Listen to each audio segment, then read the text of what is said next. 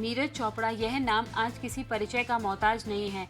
नीरज ने विश्व स्तर पर वो काम कर दिखाया है जिसने हर भारतीय का सीना गर्व से चौड़ा कर दिया है। लेकिन क्या आपको पता है, उनके लिए देसी बॉय से गोल्डन बॉय बनने का सफर आसान नहीं था। आइए जानते हैं भारत के एक टोक्यो ओलंपिक में गोल्ड मेडल जीत का इतिहास रचने वाले जेवलिन थ्रो नीरज चोपड़ा की फैट टू फिट होने की मोटिवेशनल स्टोरी के बारे में। नीरज चोपड़ा मूल रूप से हरियाणा के पानीपत स्थित खंदारा गाँव के रहने वाले हैं। उनका जन्म 24 दिसंबर 1997 में हुआ था। पिता सतीश कुमार किसान थे और खेती बाड़ी से घर परिवार का खर्च चलता था। उन्होंने अपनी प्रारंभिक शिक्षा चंडीगढ़ से पूरी की। उन्हें पढ़ाई के साथ पिता और चाचा के साथ खेत में जाकर काम करना पसंद था। वे बचपन से ही गोल मटोल थे और महज 11 साल की उम्र में ही उनका वजन 90 kg था। जब वह वजन से परेशान रहने लगे तो उन्होंने पानीपत स्टेडियम में दौड़ लगाने की योजना बनाई। लेकिन कहते हैं कि जब यह दौड़ते थे तो स्टेडियम में उन्हें देखने वालों की भीड़ लग जाती थी।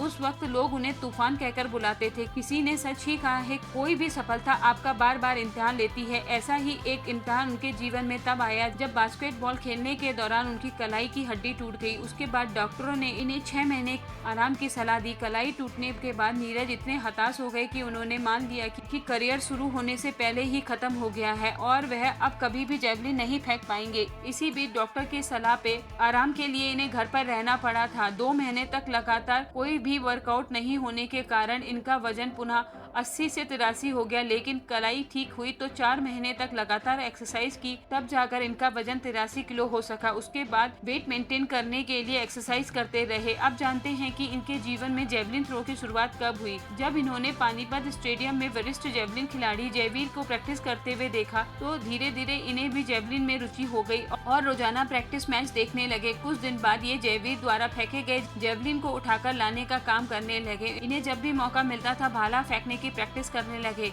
इनके जेवलिन फेंकने की तकनीक को जयवीर ने देखा और तारीफ करते हुए इस खेल में आगे बढ़ने के लिए प्रेरित किया। इसके बाद ही इन्होंने जेवलिन खिलाड़ी बनने के लिए मेहनत शुरू कर दी। नीरज चोपड़ा का सफर चुनौतियों और बाधाओं से भरा रहा, लेकिन वह हमेशा अपने लक्ष्य पर केंद्रित रहे। इन्होंने चोटों, वित्तीय कठिनाइयों और भारत में उचित बुनियादी ढांचे और परीक्षण सुविधाओं की कमी से उबरना पड़ा। इन सभी चुनौतियों के बावजूद नीरज चोपड़ा ने दुनिया के सर्वश्रेष्ठ भाला फेंकने वालों में से एक बनने के लिए कड़ी मेहनत की है। नीरज चोपड़ा की प्रेरणादायक कहानी कड़ी मेहनत, समर्पण और दृढ़ता की शक्ति का एक वसीयतनामा है। इन्होंने दिखाया है कि सही मानसिकता और सही समर्थन से कुछ भी संभव है।